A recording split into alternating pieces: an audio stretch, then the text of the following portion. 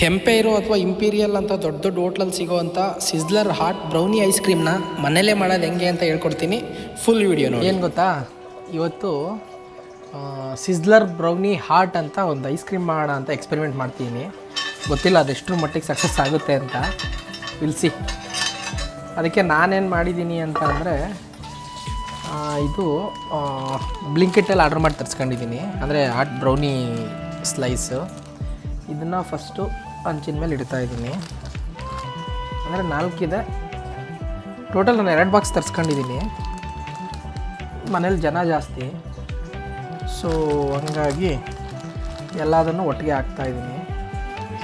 ನೀವು ನಿಮ್ಮ ಮನೇಲಿ ಎಷ್ಟು ಜನ ಇದ್ದಾರೆ ಒಬ್ಬೊಬ್ಬರಿಗೆ ಒಂದೊಂದು ಸ್ಲೈಸ್ ಥರ ಲೆಕ್ಕ ಹಾಕ್ಕೊಂಡು ತರಿಸ್ಕೋಬೋದು. ಇನ್ನೂ ಒಂದು ಓಪನ್ ಮಾಡ್ತಾಯಿದ್ದೀನಿ.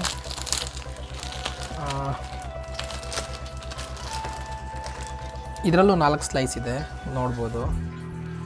ಸೊ ಇದನ್ನು ಅಗೇನ್ ಇದ್ರ ಮೇಲೆ ಹಾಕ್ತಾಯಿದ್ದೀನಿ. ಇದೊಂದು ಚೂರು ಯಾಕೋ ಮುರಿದೋದಂಗೆ ಆಗಿದೆ, ಬಟ್ ಸ್ಟಿಲ್ ಓಕೆ.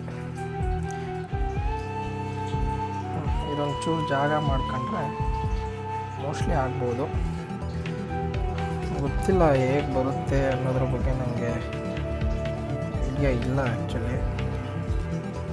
ನೋಡ ಹೇಗೆ ಬರುತ್ತೆ ಅಂತ. ಓಕೆ, ಇದನ್ನ ಇಟ್ಬಿಟ್ಟು ಸ್ವಲ್ಪ ಹೊತ್ತು ಬಿಡ್ತೀನಿ. ಇನ್ನೊಂದು ಚೂರು ಉಳಿದಿದೆ, ಚಿಂಚಿದ್ದೀನಿ. Okay,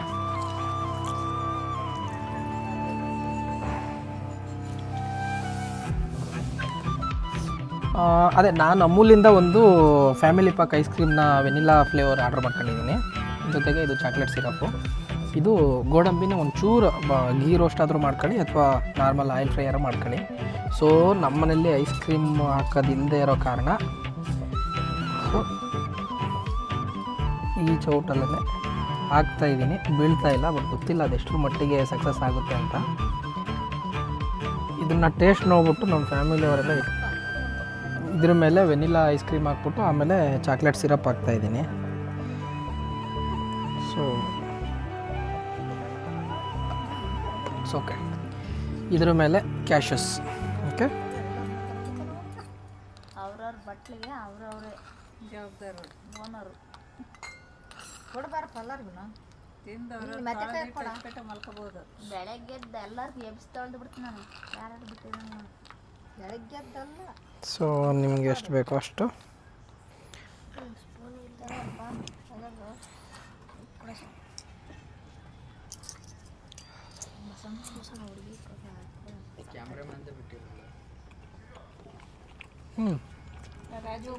fine. ಬೌಲ್ಗೇನಿಲ್ಲ, ಇದ್ರಾಗೆ ತಿನ್ಬೇಕದ್ನ.